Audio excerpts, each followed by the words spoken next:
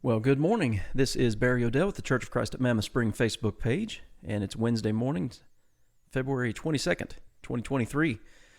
Hope everybody's doing well today, and got quite a few already on the stream here this morning. Sheila, Diana, Mary, Barry and Glenda, Janie, Anna, Gail, Lyle. Good to see all of you guys on here. I think I got all your names. My screen kind of jumped on me. We're also cross-posted onto the nearchurches.com Facebook page, and we always have some viewers over there. If y'all have any questions or comments while we're going through this, add it to the comment section on either one of those pages, and I will acknowledge it when I see it. We're going to move through several chapters of 2 Samuel today. We've seen so many things that David endured. 2 Samuel chapters 13 to 17.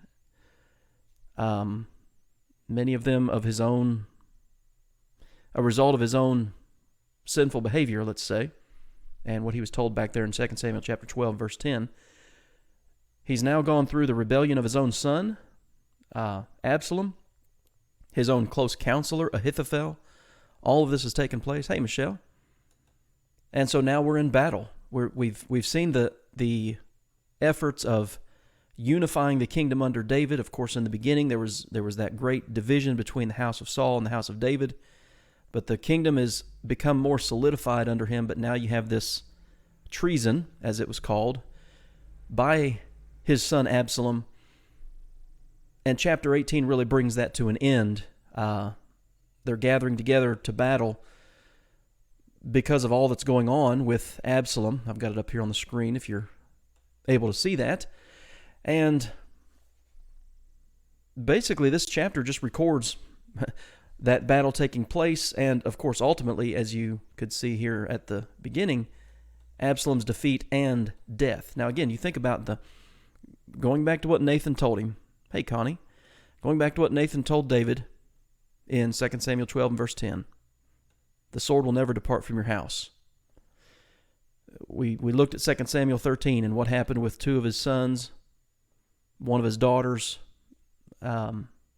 Terrible things that took place there.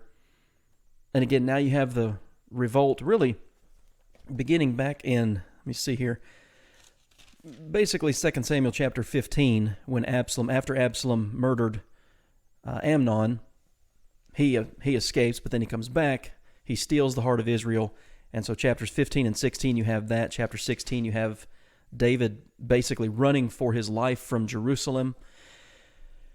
Well, now it's time to fight. And that's what we have here in 2 Samuel chapter 18. One of the things that we see in this chapter, and these are historical events, okay? I think sometimes we can, reading through our Old Testament, we look at these sometimes as just stories. And I think we need to be very careful about that. These are real people. These were real events that took place. You have real emotion involved.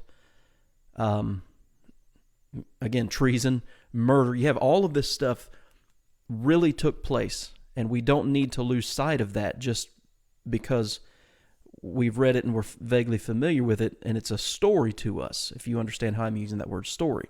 It's like sometimes people read the Bible and it's almost like they have, kind of a once upon a time imagery, a fairy tale imagery.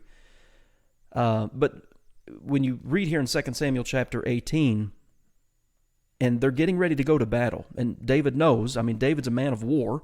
He knows what battle is and what battle can lead to. And so notice here, tell you what. Well, one of the things we notice here is that they didn't want David to go out with them, because they didn't want him to die in the battle. But then you get to verse 4, after that has been revealed. It says, "Then the king said to them, 'Whatever seems best to you will I do.' So the king stood beside the gate, and all the people went out by hundreds and by thousands. Now the king had commanded Joab, Abishai, and Ittai." So these are three of what we call David's valiant men, three of David's warriors.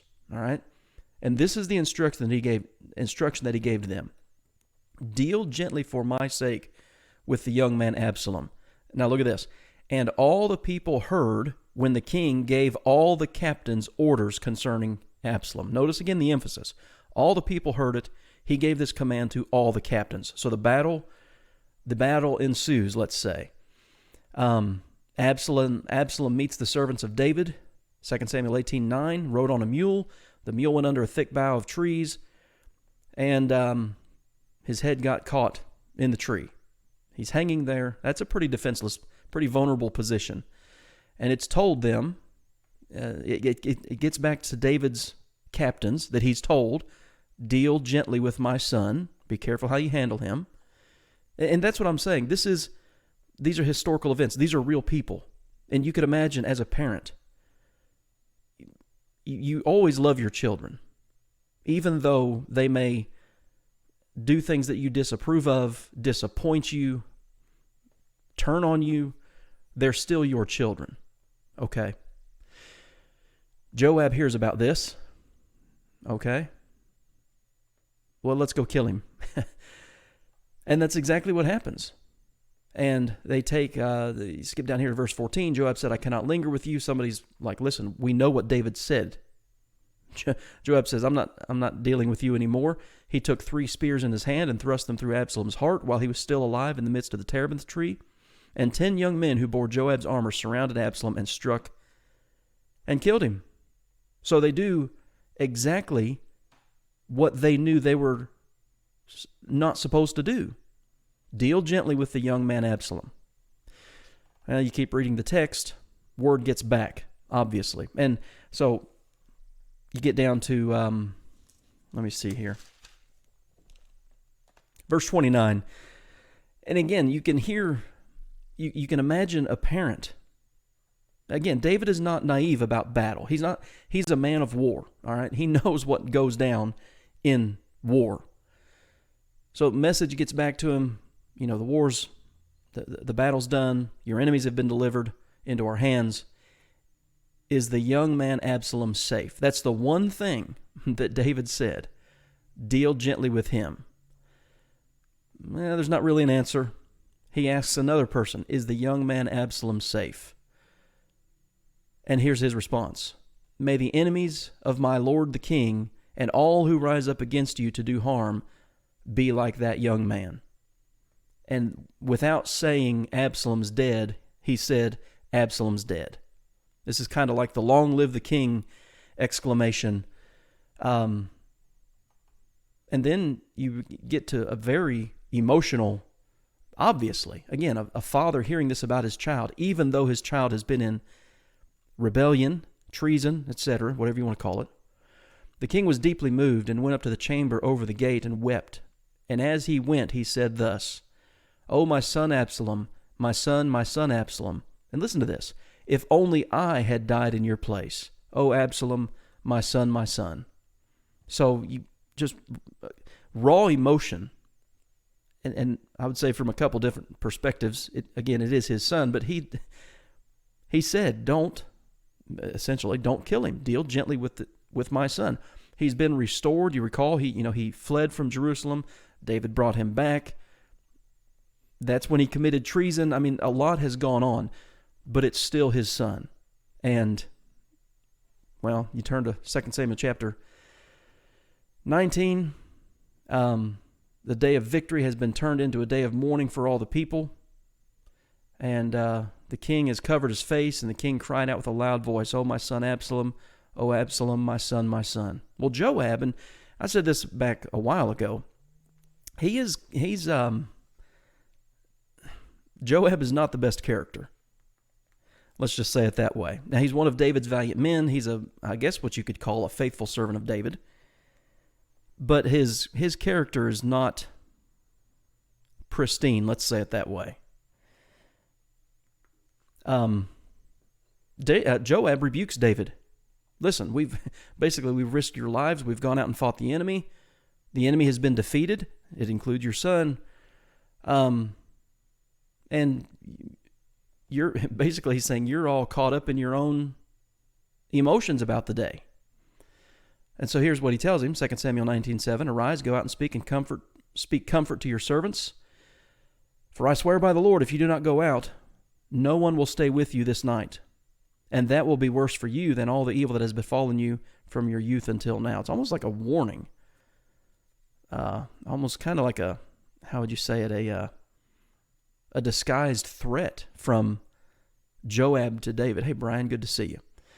So, again, you keep reading. David returns to Jerusalem. This act of treason has been put down. The counselor who left him, Ahithophel, he committed suicide. Hey, good morning, Kiza. Good to see you from Uganda. So he goes back to Jerusalem. And there's going to be some business to take care of. And as you turn throughout the pages, 2 Samuel 19 here. Let's see. Verse 16, Shimei, we remember him. Shimei was the guy, the Benjamite, who when David was fleeing Jerusalem because of Absalom's rebellion, this is the guy who was running along the road, screaming and cursing at David, throwing rocks and kicking up the dirt. You know, good riddance. Get out of here. Well, now the king's back. All right. 2 Samuel 19:18. Now Shimei the son of Gera fell down before the king when he had crossed the Jordan. So he's come back again, come back into the territory. Do not let the Lord impute iniquity to me, or remember what wrong your servant did on the day that my Lord left Jerusalem, that the king should take it to heart.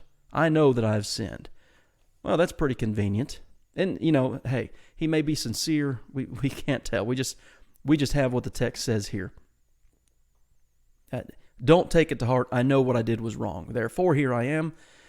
The rest of verse 20. The first to come today of all the house of Joseph to go down to meet my lord the king. Well, Abishai, one of David's men, just says, let's just kill him. David refuses. You keep reading, you have Mephibosheth. Now, Mephibosheth was the son of, and I know the text says here the son of Saul. He's actually the grandson of Saul. This is Jonathan's son. David took care of him after the death of Saul and Jonathan, put him at his own table, fed him every day. Well, since David's been gone, what do? Well, remember, he's paralyzed, he's crippled. He had not cared for his feet, nor trimmed his mustache, nor washed his clothes from the day the king departed until the day he returned in peace. So the rest of that chapter, or the rest of that section down through verse 30 tells us that David, again, returns this care for Mephibosheth, which he swore he would do. You have this man by the name of Barzillai. This is a man who, when David was, again, fleeing from Absalom, this is recorded back in chapter 17. Barzillai came out and met David and his men with supplies, with food. And so, in essence, you could say David repays him for that goodness. And then you still have this at the end of 2 Samuel chapter 19, the quarrel about the king. You notice that that's how this particular section is titled here. There is still that division between Israel and Judah. And the kingdom is not yet split. That happens after the death of Solomon, but there's still this tension between southern Israel and northern Israel, like the household of Saul and the household of David, essentially.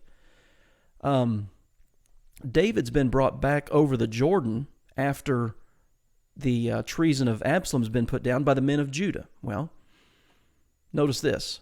The people of Judah escorted the king, and also half the people of Israel. So not everybody's there. Well, then all the men of Israel come to the king and say, Why have our brethren, the men of Judah, stolen you away and brought the king, his household, and all of David's men with him across the Jordan? Why didn't you include us? So there is still a bit of that tension in the air, you might say, as you keep reading this chapter. And it's kind of interesting how this text ends here. Hey, Miss Jean, good to see you. The men of Israel answered the men of Judah and said, We have 10 shares in the king, talking about the 10 northern tribes versus the 2 southern tribes. Therefore, we also have more right to David than you. Well, that's not really. You have more tribes, but there's Israel. But there's still this division, this tension between northern and southern Israel. Why then do you despise us?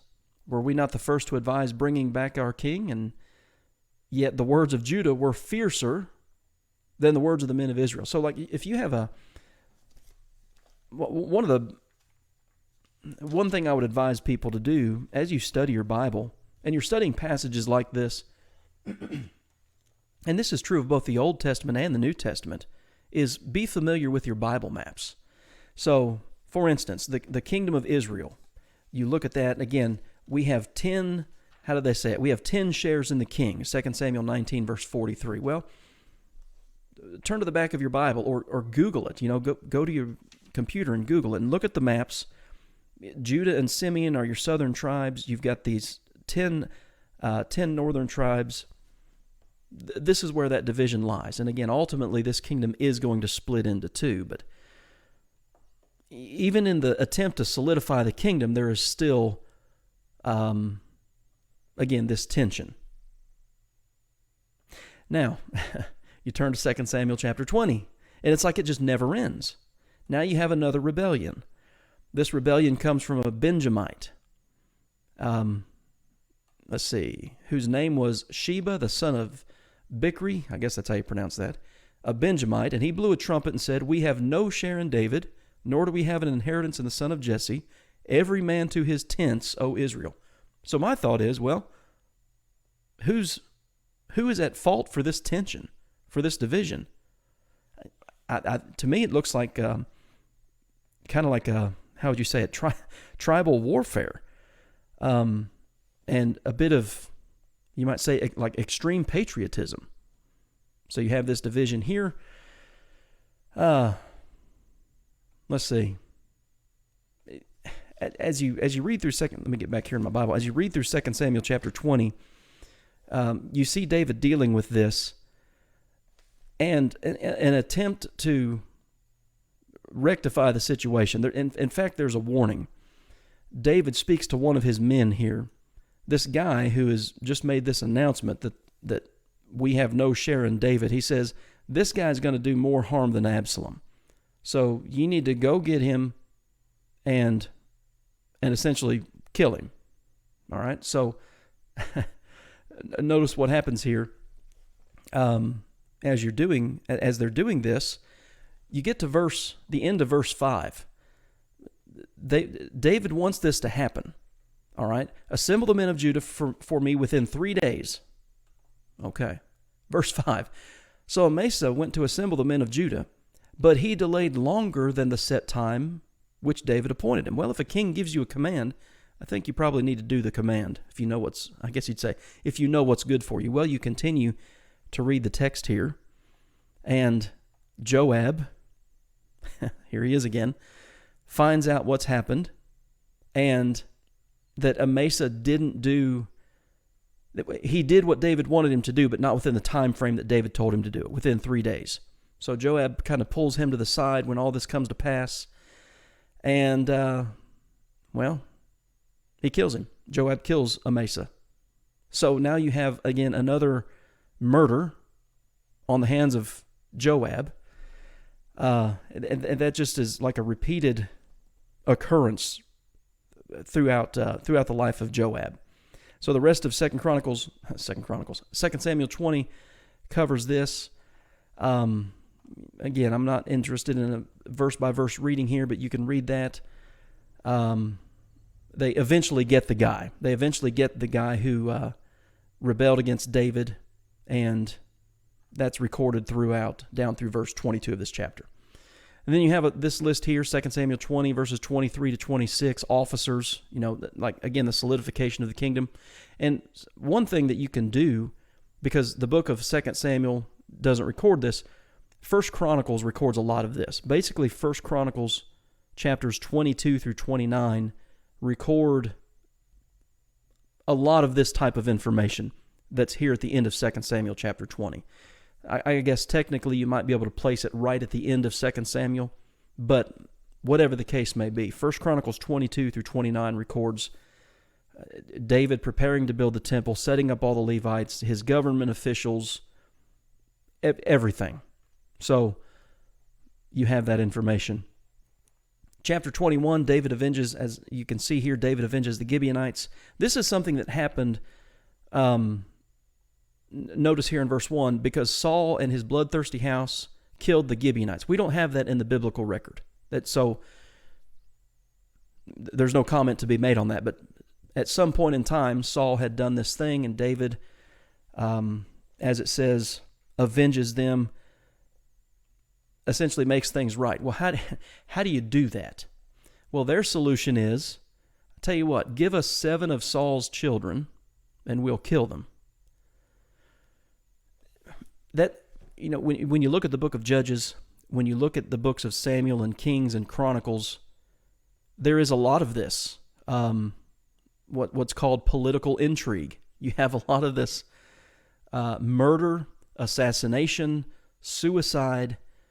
It's one of the things that's said in the book of Judges, and I know this isn't exactly applicable in David's time because he was king, but the book of Judges covers about 400 years, and one of the things that the book of Judges says, I think it's 3 times, in those days there was no king in Israel, and every man did that which was right in his own eyes.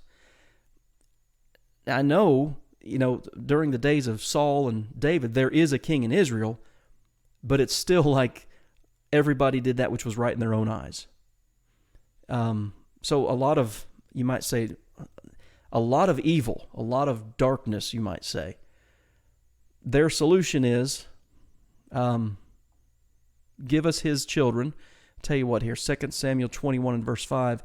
As for the man who consumed us and plotted against us, that we should be destroyed from remaining in any of the territories of Israel, let 7 men of his descendants be delivered to us, and we will hang them before the Lord in Gibeah of Saul, whom the Lord chose.